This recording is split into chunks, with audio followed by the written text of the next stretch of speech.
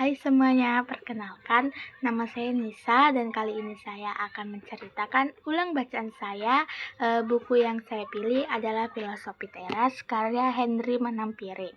Di dalam buku ini membahas tentang filosofi stoikisme, yaitu cara berpikir supaya kita bisa lebih tenang, tidak gampang overthinking dan lebih bijak dalam menghadapi masalah hidup.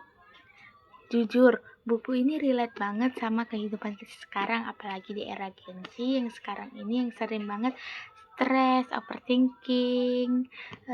Alasan saya memilih buku ini karena menurut saya isinya itu sangat dekat dengan kehidupan sehari-hari. Bisa dibilang buku ini seperti teman curhat yang ngajarin kita buat lebih santai tapi tetap rasional dalam menghadapi masalah.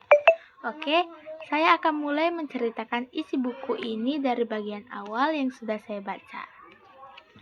Pada bagian awal buku ini, Filosofi Teras karya Henry Manampiring, penulis menjelaskan tentang stoikisme, yaitu cara berpikir supaya kita bisa hidup lebih tenang dan tidak mudah stres.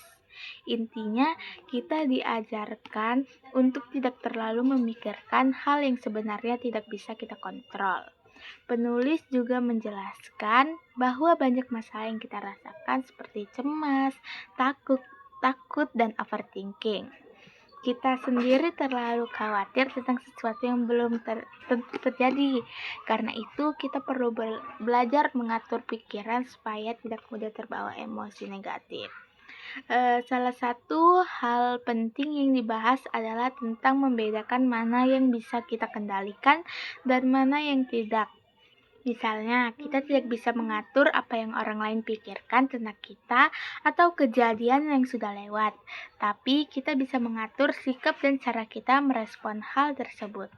Dari sini, kita belajar untuk lebih fokus pada diri sendiri daripada memikirkan hal di luar kendali kita sendiri. Di bagian ini juga dikenal beberapa tokoh stoikisme seperti Marcus Aurelius, Epictetus, Seneca. Mereka mengajarkan bahwa sebenarnya yang membuat kita sedih atau marah bukan kejadian itu sendiri, tetapi cara kita memandang kejadian tersebut. Sampai sekitar halaman 60, saya memberikan contoh dalam kehidupan sehari-hari, seperti saat kita dikritik orang, mengalami kegagalan. Hal-hal ini sering membuat kita kepikiran. Tapi dengan cara berpikir stoikisme, kita diajarkan untuk lebih santai dan tidak terlalu mengambil semuanya ke hati. Dari bagian ini saya belajar bahwa supaya hidup lebih tenang, kita harus bisa mengatur pikiran sendiri. Jangan terlalu overthinking dan fokus pada hal yang bisa kendalikan dan belajar menerima hal yang tidak bisa diubah. Dan bagian spesifik yang berkesan bagi saya ini, pada bagian yang paling berkesan bagi saya adalah ketika penulis menjelaskan tentang membedakan hal yang bisa kita kendalikan dan yang tidak bisa kita kendalikan.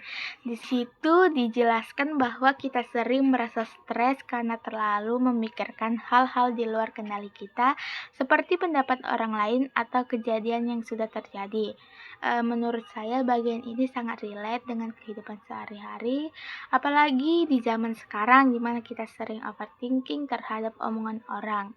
Dari bagian ini, saya belajar bahwa kita seharusnya lebih fokus pada diri sendiri seperti sikap dan respon kita daripada memikirkan hal yang tidak bisa kita ubah. Pesan ini sederhana tapi sangat penting, karena kalau kita bisa menerapkannya, hidup jadi terasa lebih tenang dan tidak mudah terbawa emosi. Kesan sementaranya yaitu sampai sekitar halaman 60, menurut saya buku Filosofi Teras ini menarik dan bermanfaat, apalagi cara penulis menjelaskan dengan sederhana dan mudah dipahami walaupun membahas tentang filosofi.